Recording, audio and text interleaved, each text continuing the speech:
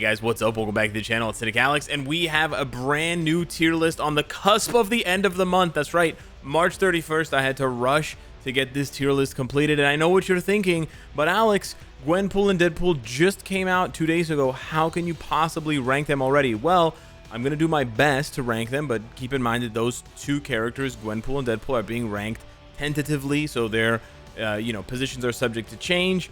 And what's more important is twofold. One, we got to catch up on all the other characters that I haven't ranked over the last 5 weeks, basically. Thanos, Infinity Ultron, Hawkeye, Kate Bishop, Echo, new Echo and Echo.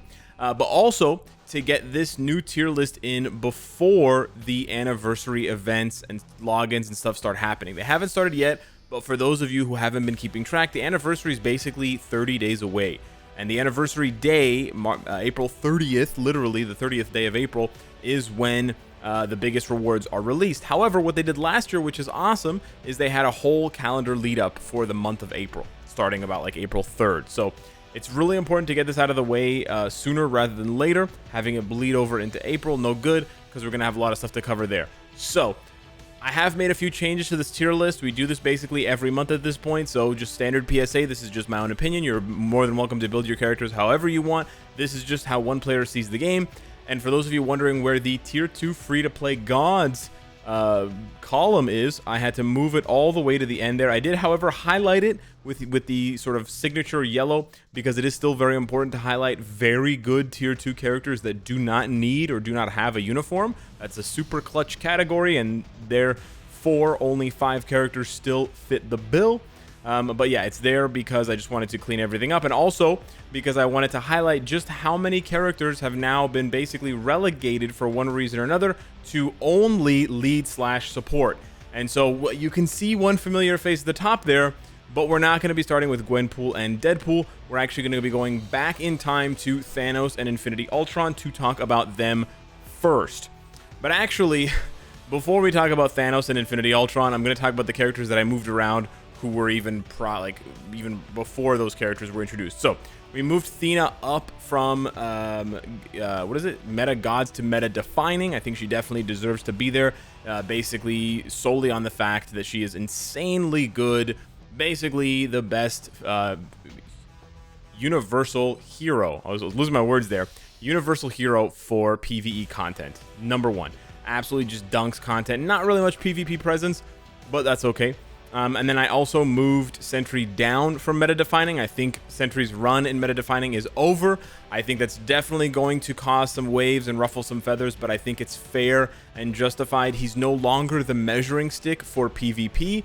You know, nowadays, if you're looking to find out if a character is good for PvP, especially a new character or a new uniform, you're going to put them up against a Dr. Doom or a Thanos or a Spider-Man.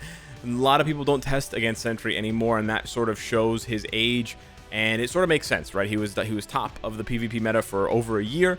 It's sort of time to give him some rest and retire the old dog for the time being. And then I also moved Doctor Strange out of meta defining. Now, this has been a long-standing point of contention because people think he didn't deserve to be there. And I'm like, oh, timeline survival, Shadowland, blah, blah, blah. However, I moved him down to meta gods, the bottom of meta gods, to be honest, because we're going to need to move him back up when Multiverse of Madness comes out. So I basically just did that to then highlight however much better he gets. But yeah, we sort of know, and I sort of have stated in multiple tier list videos, he's meta defining for his ability to remove buffs, but his damage and other things haven't kept up with the likes of Adam Warlock, Moonstone, Emma Frost, Cersei, etc. And I think the vast majority of players know that. I'm not doing, showcase videos on Doctor Strange on how insane his DPS is and things like that, but he's always been absolutely top for content where you can remove buffs. I also moved Adam Warlock. I believe he was not in meta defining, he was in meta god, so we moved him up to meta defining. And then that's basically it, I believe. There's a few things that I shifted around here that are not as important, like Professor X and Mr. Sinister moved from meta-ish to borderline. And then if you are very hawk-eyed, I also removed the PvP hammer icon from a bunch of characters that I think have sort of fallen out of use for PvP. They can still definitely be used for Alliance Conquest, or if you're really into niche teams for a timeline battle, but for the most part, they're not going to be seen as often as before for sort of high-end timeline content. So with that out of the way, let's dive into the previous update for Thanos and Infinity Ultron. Here He says Ultron, but I should probably just call him Infinity Ultron. That should probably clear things up a little bit better.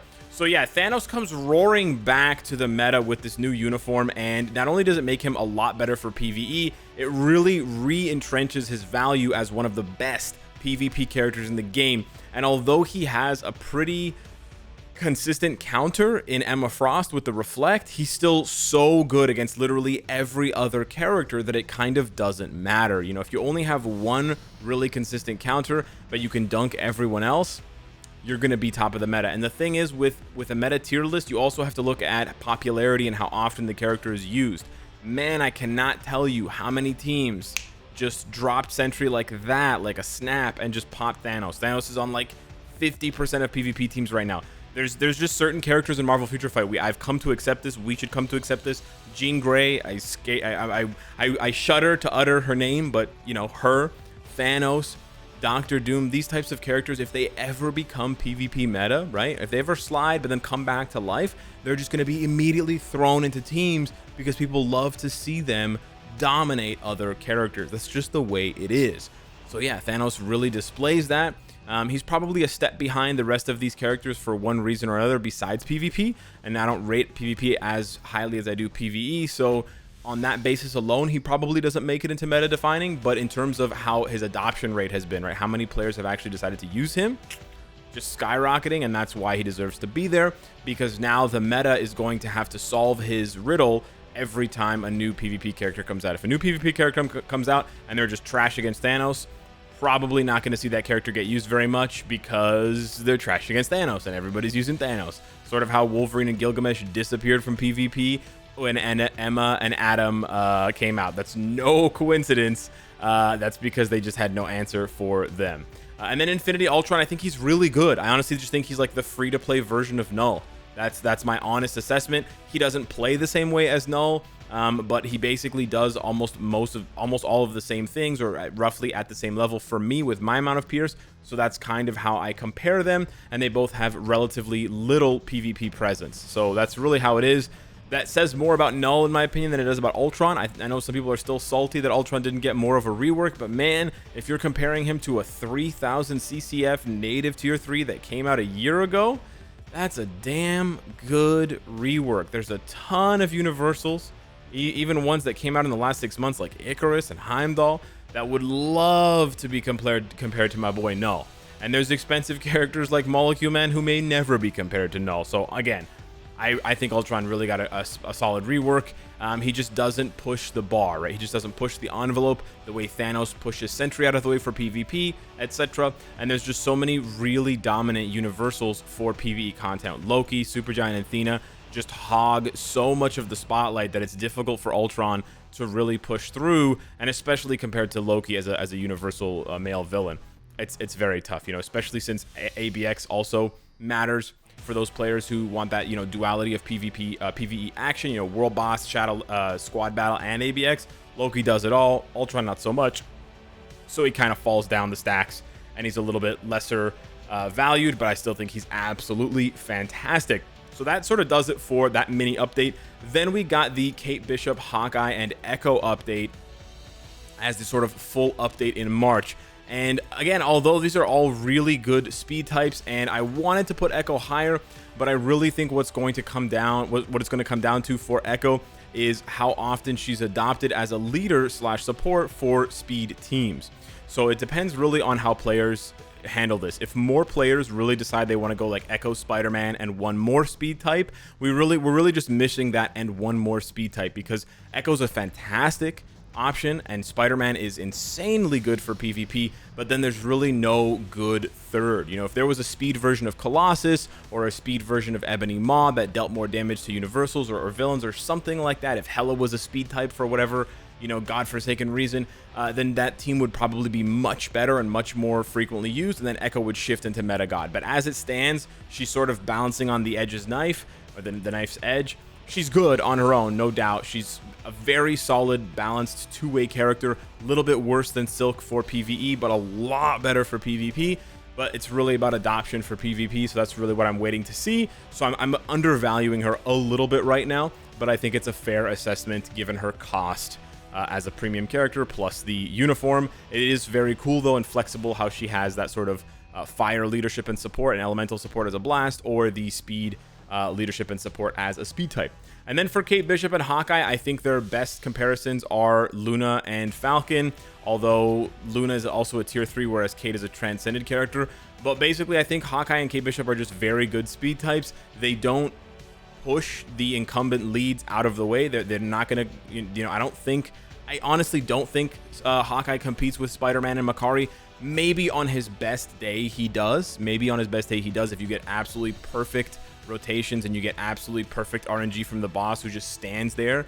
But if you get a lot of movement, if you get a little bit unlucky, if the strikers push the boss out of the way, I just feel like there's a little bit too much RNG in your average run for Hawkeye, and that's why I'm sort of putting him a little bit below Captain Falcon. I know some people are going to disagree with me here, but I think this is a fair assessment given the amount of RNG with his targeting, and I think that it gives him room and it leaves room for him to grow, and for players to get more used to his playstyle, or for new content to come out that really emphasizes that.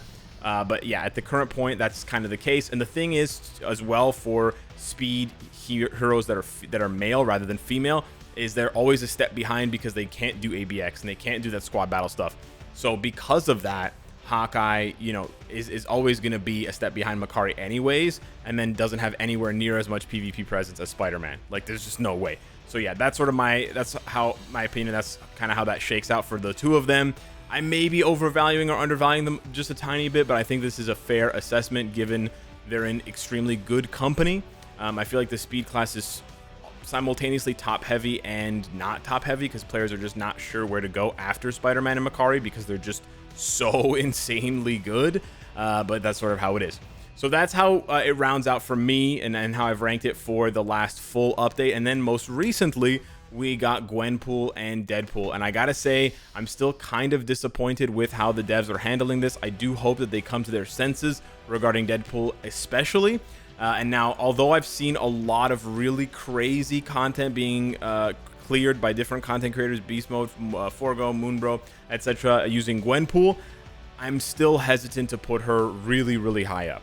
And the reason for that is we still have to test and see and really figure out how much better Deadpool makes her. And the reason for that being important is because a lot of this ranking, especially within a different, like within the same typing, right, within the speed class, within the combat class, within the blast class, has to do with how high the character can climb. So it sort of has to do with the restrictions, either for squad battle, ABX, or world boss legend, right? Because if you have a blast male, that's cool. They have ABX value, they have whatever, that kind of value. But if you have a blast female, especially a blast female hero, you're suddenly capped a little bit lower because you don't have any ABX days and you don't have as many, you don't have as much content hero there. So I think for Gwenpool, it's going to be interesting to see. She's a female speed hero human, but then you have Deadpool, who's a hero male mutant speed. So they differ on two major categories, right? Female versus male, and then mutant versus human. And I think that's really where the devs made a mistake, in my opinion, giving and tying so much of her power to his leadership. And so that's why I'm kind of disrespecting Deadpool. I know some of you guys are going to say there's no way, he's not as bad as Black Widow, and you're right, he's not as bad as Black Widow. But the problem is that at this point in time, we're talking about what's meta, right? And so if you have built even a couple of these characters, there's really no need to even entertain Deadpool, right? Like, because he's not as good as most of these characters. I dare say he's not even as good as Rogue. So if you're already in meta-ish for a character that just came out, and you're comparing him to characters that are over a year old in some cases, or more than a year old in the case of Daredevil or Bullseye, there's just no way that that's acceptable. So I'm sort of doing this as a way of riling up the community into getting the devs' attention, because Deadpool should be a lot better, man. There should be a really healthy discussion and an interesting, back and forth on what Deadpool is good for. But at the moment, it's really just one joke. He's Gwenpool's lead. That's it. That's all he's good for. So that's really where it's at for me, and why I think that's where he should be. And honestly, I think that's where a lot of players are going to be approaching him from. Like, sure, people are going to get his uniform just to make him a little bit better, but they're still going to just do the same content with him. right? They're still going to do stage 1 of World Boss Legend or whatever it is. You know, they're just going to cheese stage 99 of World Boss Ultimate with all defense down and weapon hex or what have you. So that doesn't really make him more meta, because he could do that, and you could still do that with Holiday Lady Deadpool or 30th Anniversary Deadpool. You see what I'm saying? So the new uniform isn't actually pushing the bar. It's only pushing the bar if you're talking about Gwenpool. So that's why I think that all the discussion shifts over to Gwenpool, and for that reason, I don't want to overhype her, especially because it's a paid uniform. So I'm going to be a little bit more careful than usual, especially with the anniversary right around the corner. People are really being careful about their spending habits, and I'm just going to put her a smidge below Kate Bishop. She might be better than Kate Bishop. I reserve, you know, the opportunity to make that decision and finalize that decision at a later point in time, but at the moment I think that's a fair assessment for her, and she's still in the top top 7, top 8 speed types, which is not bad at all, considering that 2 or 3 of the top speed types are, you know, extremely meta for basically all content in Marvel Future Fight. So yeah, that's basically how the tier list shakes out at this point. I did shift a lot of the Shadowlanders over to lead and support just to balance things out so that the tier list is a bit easier to look at and it's not so like left heavy or right heavy. There is a really nice spread of characters now, and it is actually quite balanced, and I'm happy to see that the right side continues to shrink, which means more and more characters are getting reworked. However, I will leave you with this thought, and I am going to make a follow-up video on this in depth, but with the slowdown of new content and with the slowdown of new sort of chase items in the game besides artifacts, which are more like the missing piece to a character rather than a new thing that we can judge all characters on and against, it sort of creates a situation where, and it's creating a situation where the game is solved. And when the game is solved, then characters that are coming out that are new don't matter as much anymore, or uniforms that are coming out, whatever, don't matter as much anymore, because if the game is already solved, then you start to ask yourself, well, why do I need this new character? Why do I need that new character? Why do I need this other new type of character? And I know we always ask ourselves that question anyways, just because we want to make good decisions and invest properly, but I think it's a bit more amplified at this point because Infinity Ultron really didn't provide us with that new question mark that we needed to solve, and I think we were hoping for that. And so, yeah, I think it's going to become a bigger issue as the months progress if the devs don't solve that by either revamping an existing game mode or introducing a new game mode. But I'll leave that for a more in-depth, dedicated discussion for a separate video. So yeah, hit me up in the comments down below. Let me know what you think. Type your responses down below for the thoughts on the tier list or what I just said about the game being solved. Thank you so much for watching. Smash the like button. Keeps the content flowing. And I'll see you in the next one. Take care.